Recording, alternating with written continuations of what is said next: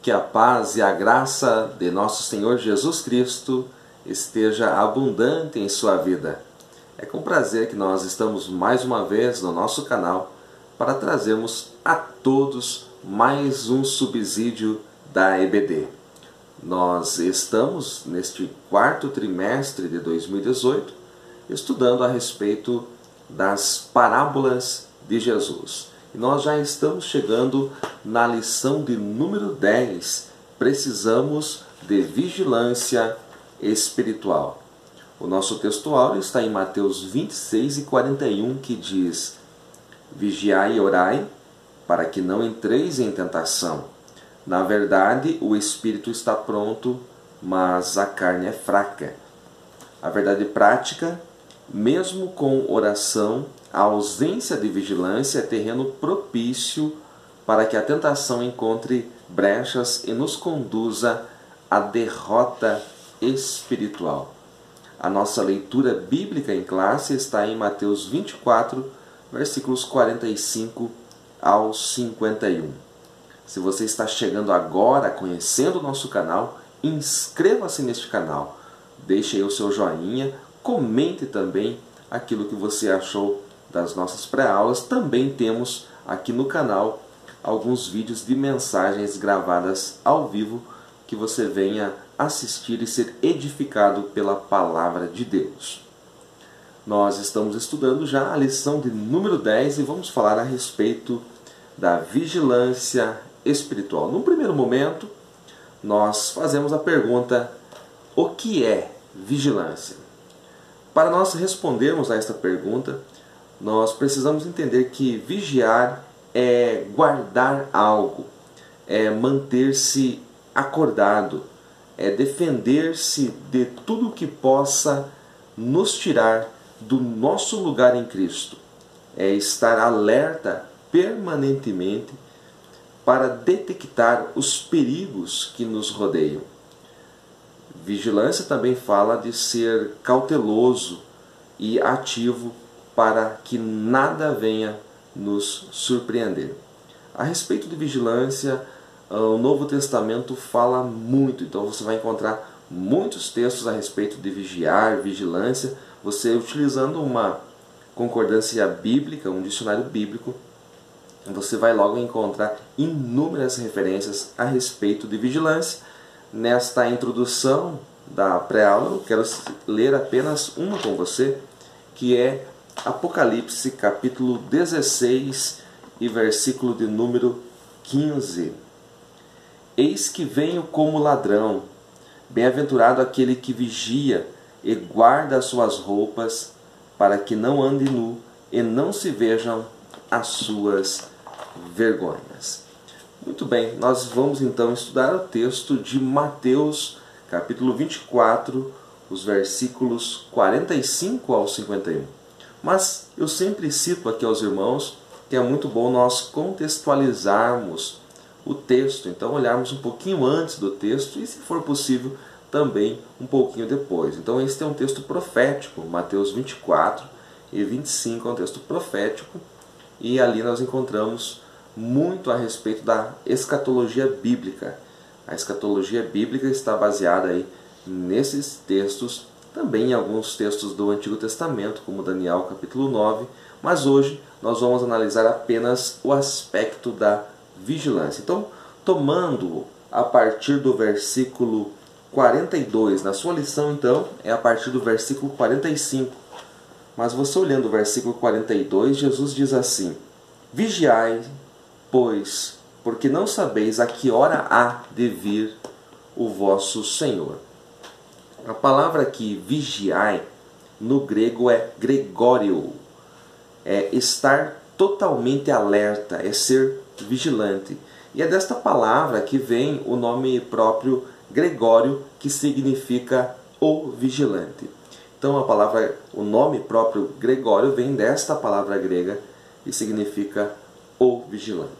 É importante que você saiba que nesta altura do texto de Mateus capítulo 24, Jesus não está falando a respeito do arrebatamento, que nesse tempo aqui já terá acontecido há cerca de 7 anos, mais precisamente 7 anos, a última das 70 semanas que o profeta Daniel fala no capítulo 9 do seu livro.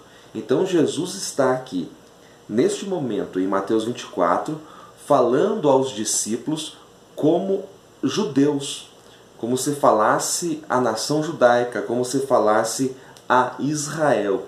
Israel até hoje está esperando a primeira vinda do Messias. Eles não reconheceram Jesus Cristo como Messias. E neste momento aqui, Jesus não fala aos seus discípulos como igreja, mas sim como a nação de Israel. Então o arrebatamento é para a igreja. É claro que israelitas, judeus, que também aceitaram a Jesus como seu único e suficiente Salvador, passam a fazer parte da igreja também. Mas neste momento aqui, o foco é a nação de Israel. Então o texto não está falando a respeito do arrebatamento, e sim da vinda gloriosa do Senhor Jesus Cristo.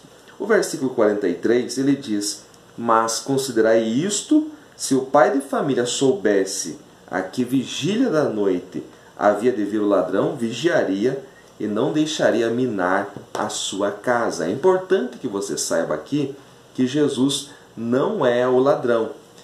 É apenas o aspecto da vigilância que ele está ressaltando aqui. Ele não virá como ladrão para a igreja. Preste atenção nesse detalhe. Eu li há pouco, Apocalipse capítulo 16 e 15, que fala que ele vem como ladrão.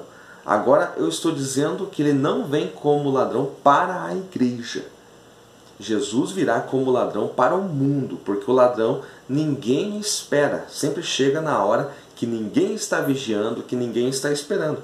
É isso que Jesus está falando aqui. Se o pai de família soubesse que o ladrão viria a tal hora, ele estaria ali pronto para defender a sua família. Mas o ladrão triunfa porque o pai de família não sabe a que horas ele vai chegar. Então, Jesus não está dizendo que ele é o ladrão, mas apenas ressaltando o aspecto da vigilância. Para a igreja, Jesus não vem como ladrão. É importante que você entenda isso olhando para o texto de 1 Tessalonicenses, capítulo 5, versículo 4, que diz assim: mas vós, irmãos, já não estáis em trevas, para que aquele dia vos surpreenda como um ladrão. Então Paulo está dizendo, 1 Tessalonicenses 5 e 4, que para a igreja Jesus não vem como ladrão, porque a igreja está esperando Jesus voltar. Versículo 44. Por isso, estai vós apercebidos, ou prontos em outra versão, também porque o Filho do Homem há de vir em hora que não penseis. Aqui no versículo 44, Jesus está dizendo: estejam prontos, ó Israel, estejam preparados, assim como lá em Êxodo capítulo 12, os hebreus deviam estar preparados na noite da Páscoa. Se você olhar ali em Êxodo capítulo 12, versículo 11, eles necessitavam estar com seus lombos cingidos, eles necessitavam estar com seus pés calçados e na mão o cajado, porque eles precisavam comer a Páscoa apressadamente, porque naquela noite o Senhor os tiraria do Egito. Então eles estavam cingidos, eles estavam calçados, eles tinham cajado na mão, eles estavam prontos. Da mesma maneira, Israel deveria estar pronto, porque de forma repentina Jesus Cristo voltará. Olha só o versículo 45, e aqui nós já entramos no texto da nossa lição, em que há uma pergunta: quem é, pois, o servo fiel e prudente que o Senhor constituiu sobre a sua casa para dar sustento a seu tempo? A palavra servo aqui é doulos, que quer dizer escravo. Mas se nós olharmos para o texto de Lucas capítulo 12, que é uma correlação, Lucas 12, versículo 42, lá Lucas não usa a palavra doulo, servo, mas usa sim a palavra mordomo. A história é o seguinte: um certo senhor aqui, que tinha um determinado número de servos, ele vai se ausentar da sua propriedade, da sua cidade, vai viajar, e ele coloca seu subalterno de confiança como responsável pelos demais servos. Sabe qual era a missão deste servo aqui, que ficara de responsável, de administrador, como mordomo dos demais? A missão dele era dar o sustento aos conservos no tempo certo, ou seja, cuidar da casa. Então veja bem que aqui, olhando, fazendo uma tipologia desta parábola aqui, isto fala de um tipo de obreiros fiéis que devem cuidar, que têm a missão de cuidar da esposa. Esses obreiros fiéis, prudentes, eles cuidam da esposa do Cordeiro, que é a igreja. Qual é a missão deles? Dar o sustento, dar o pão, dar a palavra para a igreja. Fazendo aqui uma tipologia, você pode tomar aí este ponto que eu levantei aqui e disseminar aí na sua aula e trabalhar em cima deste princípio. Nós, como servos fiéis e prudentes que devemos ser, nós temos a missão de, na escola dominical, nas nossas pregações, nós trazemos o sustento para a igreja, e o sustento vem da palavra de Deus. Versículo de número 46 diz assim: bem-aventurado aquele servo que o Senhor, quando vier, achar servindo assim. Bem-aventurado aqui fala de felicidade, ou seja, será feliz. Felicidade que só Cristo pode dar. E o texto fala assim: quando ele vier, está falando que é certo que o Senhor dos servos voltará com certeza. Então, uma verdade absoluta que nós aprendemos aqui é que o Senhor pode ter se ausentado por um tempo. No caso desta parábola era uma viagem, mas ele voltaria, assim como o nosso Senhor foi preparar lugar, mas ele voltará com certeza. O versículo de número 47: em verdade vos digo que o porá sobre todos os seus bens. Ou seja, o mordomo passará a ser o herdeiro. Veja uma das parábolas do reino em Lucas capítulo 19. Olhando os versículos 17 e 19, a parábola dos talentos, nós vemos que aqueles que foram prudentes, que foram fiéis, que investiram no reino, eles foram colocados como governantes de cidades. Um recebeu 2 cidades, outro recebeu 5 cidades. Então aqueles que forem fiéis receberão posição de governo com Cristo, quando o reino for consumado.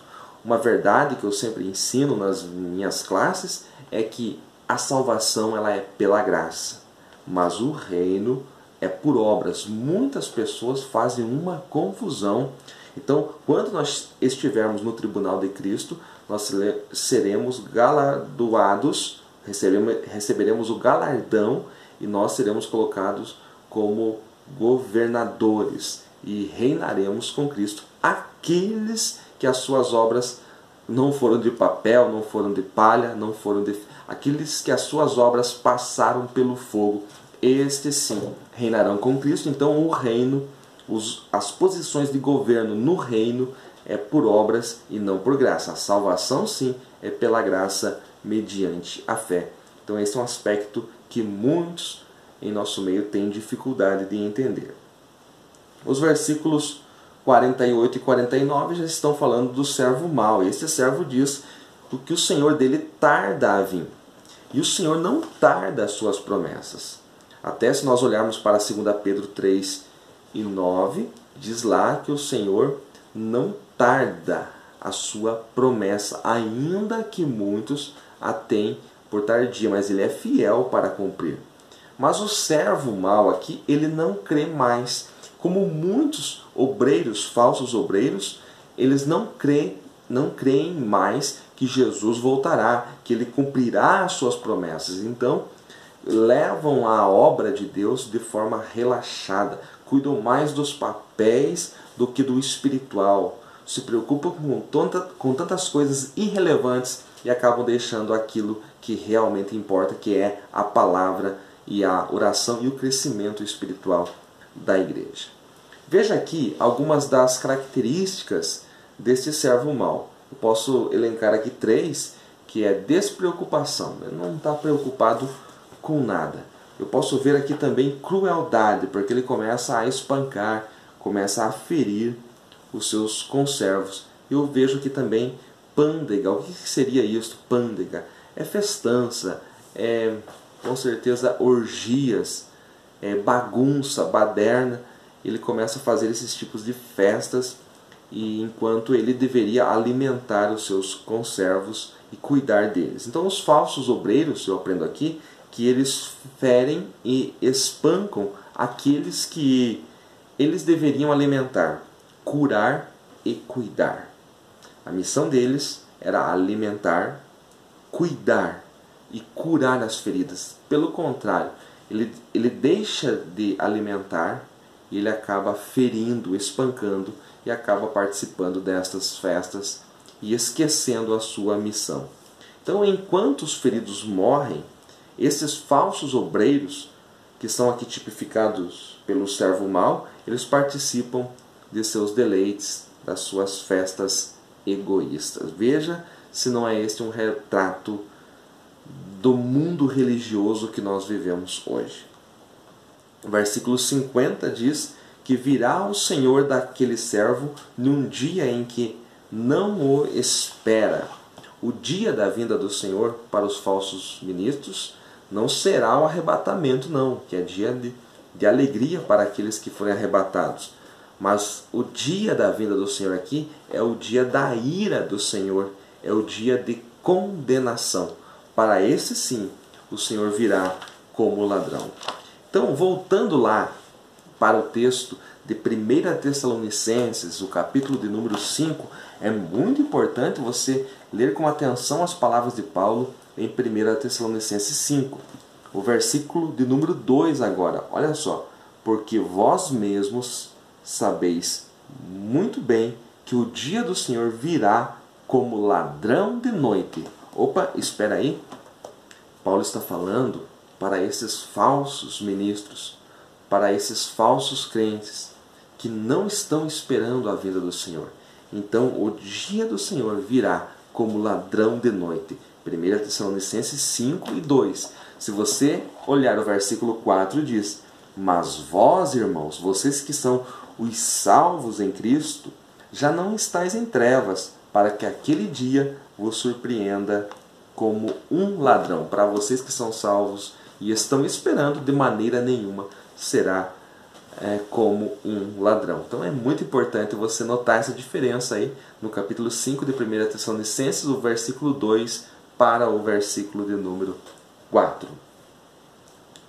Versículo 51, o último versículo da nossa leitura bíblica em classe, diz: e separá-lo-á e destinará sua parte com os hipócritas. E ali haverá pranto e ranger de dentes. Olha só que forte isso. O termo grego para separá-lo-á é dicotomizado, que significa ser cortado em pedaços, ou seja, partido ao meio. Se você tomar uma versão antiga aí, algumas versões internacionais fala separado ou cortado ao meio, que é a maneira como está no texto grego, no texto original. Então, o Senhor vai pegar essas pessoas aqui, esses servos maus, que podem ser esses falsos obreiros, falsos pastores, falsos ministros, falsos crentes, e irá cortá-los ao meio, talvez usando aqui uma linguagem que era normal na época em que os escravos, os verdadeiros escravos, eram tratados desta maneira quando desobedeciam. Então aqui está falando de juízo sobre os falsos cristãos e sobre estes hipócritas. O que é um hipócrita? É aquele que fala uma coisa e faz outra coisa. É aquele que a sua linguagem com a sua atitude não tem nenhum contato, não tem nenhuma comunicação. Estes são os hipócritas. E como há hipocrisia em nosso meio, que o Senhor venha nos livrar deste mal. É tempo de nós entendermos que o Senhor, Ele se ausentou por um tempo, mas Ele voltará de forma real em nosso meio. Ele voltará para arrebatar a sua igreja e depois do cumprimento da última semana da profecia de Daniel, ele voltará de forma literal, pisará o Monte das Oliveiras e ali ele vem para julgar a terra. Em que momento que nós queremos nos encontrar com o Senhor? Será que nós estamos prontos para o arrebatamento? Ou será que nós, como muitos israelitas, estarão esperando Jesus ainda e só crerão quando ele pisar o Monte das Oliveiras? Aí já é um pouco tarde. É necessário, é tempo de nós atentarmos, é tempo de nós estarmos vigilantes, porque o Rei em breve voltará. Vigiemos. Que Deus te abençoe ricamente em Cristo Jesus. Se não é inscrito em nosso canal, inscreva-se, comente, deixe aí o seu joinha e que esta sua aula possa ser uma bênção.